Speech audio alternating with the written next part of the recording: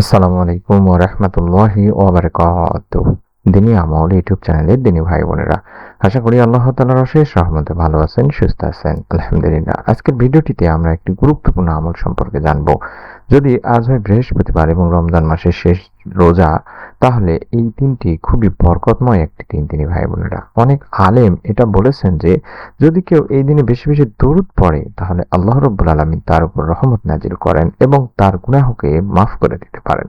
তাই আজকের ভিডিওটিতে আমরা জানব দরুদ শরীফ পড়ার ফজিলত, কেন বৃহস্পতিবার দরুদ পড়া গুরুত্বপূর্ণ এবং এটি সহজ একটি আমল যা আপনারা সকলেই করতে পারবেন। তাই মনোযোগ দিয়ে ভিডিওটি সম্পূর্ণ দেখবেন।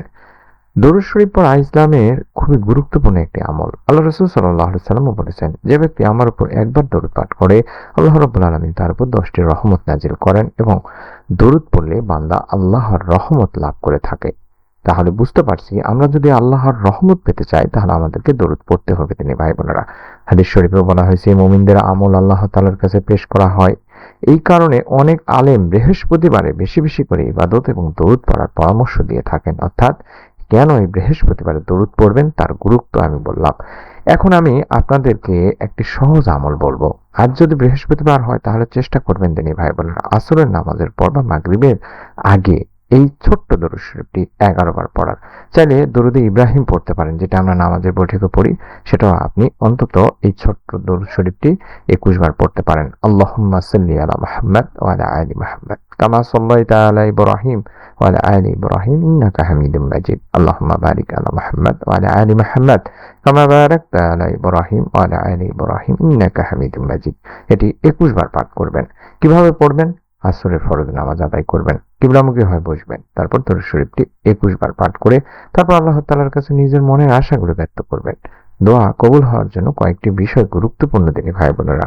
অর্থাৎ দোয়া মন থেকে করতে হয় এবং গুনাহ থেকে তওবা করে দোয়া করতে হয়। আল্লাহর উপর পূর্ণ ভরসা রেখে দোয়া রাখতে হয় এবং আল্লাহ চাইলে বান্দার অবস্থা মুহূর্তে বদলে দিতে পারেন এই বিশ্বাস নিয়ে দোয়া করতে হয়। আজকের এই বরকতময় দিনে বেশি বেশি দরুদ শরীফ পড়ার চেষ্টা করুন, কারণ দরুদ পড়া এমন একটি আমল যা বান্দাকে আল্লাহর রহমতের খুব কাছে নিয়ে যায়।